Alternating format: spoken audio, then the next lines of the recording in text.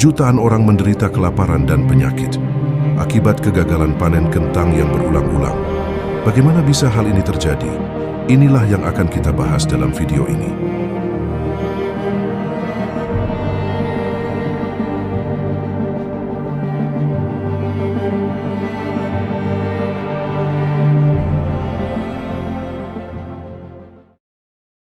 Kentang adalah makanan pokok bagi sekitar sepertiga penduduk Irlandia, terutama petani penyewa yang hidup di lahan yang dimiliki oleh tuan tanah Inggris. Kentang adalah tanaman yang menghasilkan banyak makanan dari sebidang kecil tanah dan bisa bertahan di iklim Irlandia yang basah dan dingin.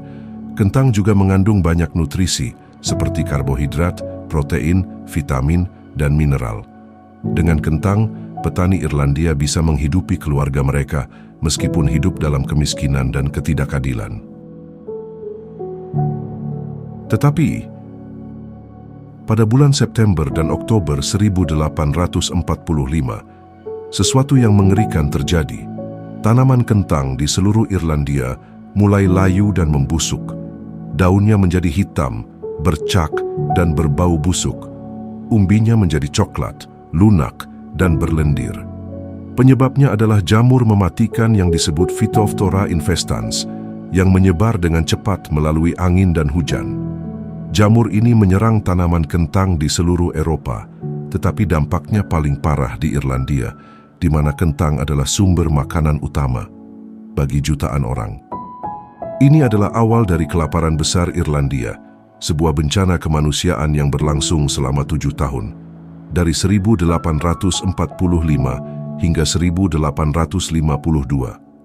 Selama periode ini, sekitar 1 juta orang meninggal karena kelaparan, penyakit, dan kekurangan gizi. 1 juta orang lainnya terpaksa meninggalkan Irlandia, mencari kehidupan yang lebih baik di tempat lain, terutama di Amerika Serikat. Populasi Irlandia berkurang sekitar 20% sampai 25% dan tidak pernah pulih sepenuhnya. Salah satu faktor yang menyebabkan kelaparan besar Irlandia adalah struktur sosial dan politik yang tidak adil.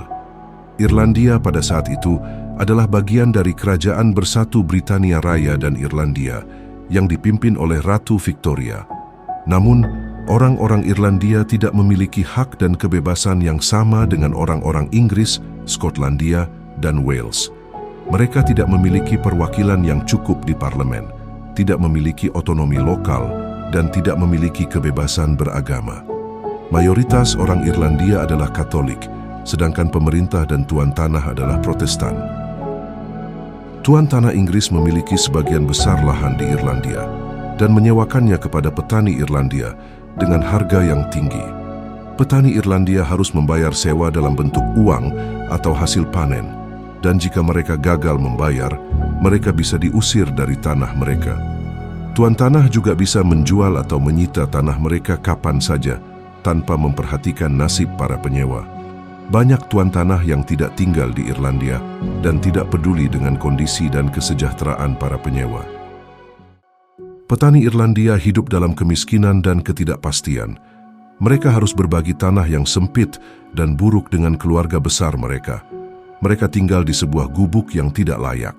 Mereka juga tidak memiliki akses ke pendidikan, kesehatan, atau keadilan. Mereka sering mengalami diskriminasi, pelecehan, dan kekerasan dari pihak berwenang dan masyarakat. Mereka tidak memiliki suara atau kekuasaan untuk mengubah situasi mereka.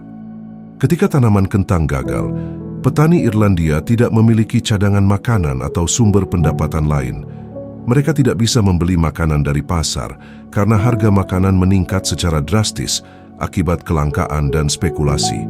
Mereka juga tidak bisa mengandalkan bantuan dari pemerintah atau tuan tanah karena kebijakan dan sikap mereka yang tidak bersimpati atau bahkan bermusuhan dengan orang-orang Irlandia.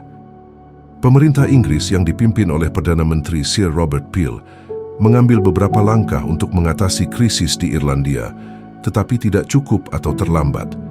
Pada tahun 1845, Peel membeli sejumlah besar jagung dari Amerika dan menjualnya dengan harga murah di Irlandia. Namun jagung ini tidak cocok dengan selera dan kebiasaan orang Irlandia dan juga sulit untuk dimasak dan dicerna. Selain itu, Jagung ini tidak bisa mencapai daerah-daerah terpencil di Irlandia karena kurangnya infrastruktur dan transportasi. Peel juga mencoba menghapus tarif impor biji-bijian yang membuat harga makanan menjadi lebih murah, tetapi dia menghadapi penentangan dari partainya sendiri dan tuan tanah yang khawatir akan kehilangan keuntungan. Pada tahun 1846, Peel digantikan oleh Lord John Russell yang menganut paham liberalisme ekonomi.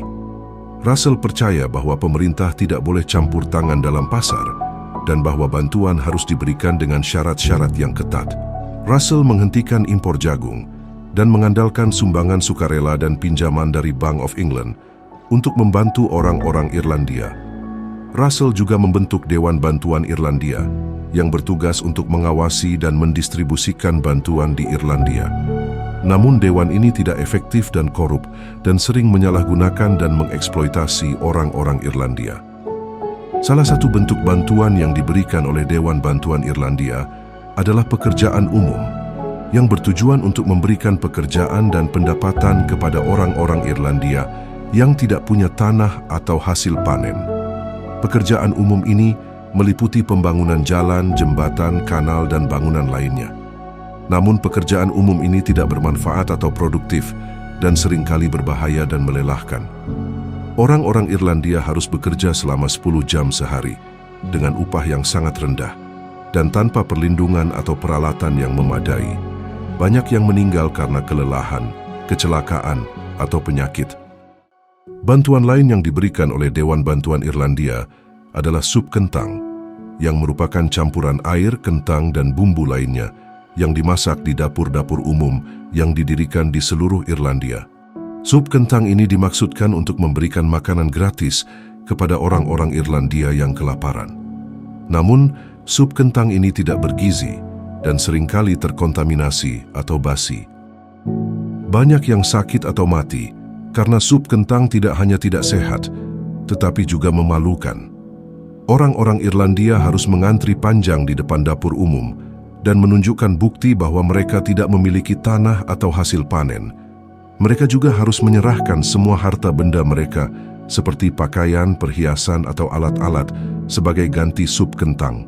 Banyak yang merasa kehilangan martabat dan harga diri mereka dan merasa direndahkan oleh sistem bantuan ini. Bantuan terakhir yang diberikan oleh Dewan Bantuan Irlandia adalah rumah amal, yang juga dikenal sebagai workhouse, yang merupakan tempat penampungan bagi orang-orang Irlandia yang tidak memiliki tempat tinggal atau pekerjaan.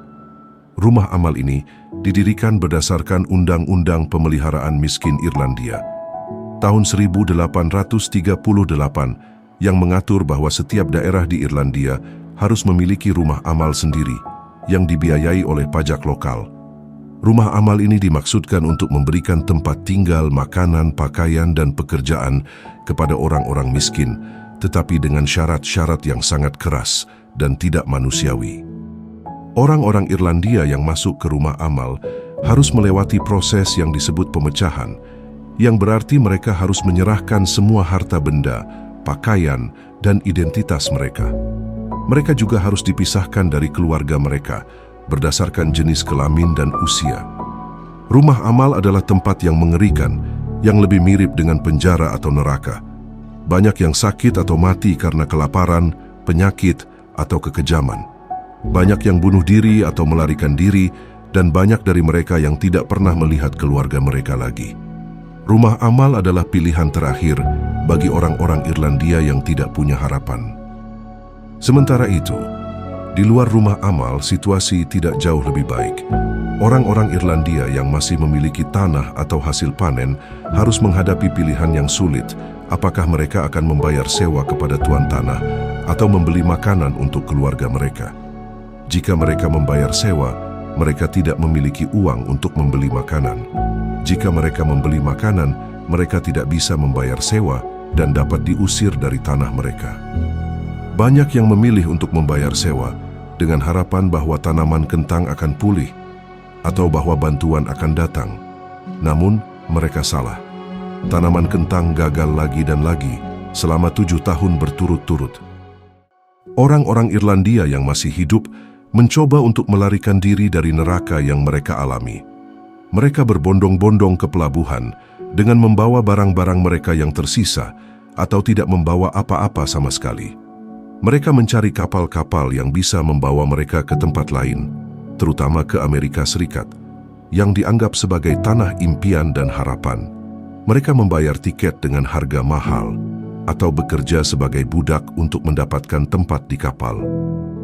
Mereka menaiki kapal-kapal yang kotor, sesak dan tidak layak, yang disebut coffin ship karena banyak yang mati di dalam perjalanan.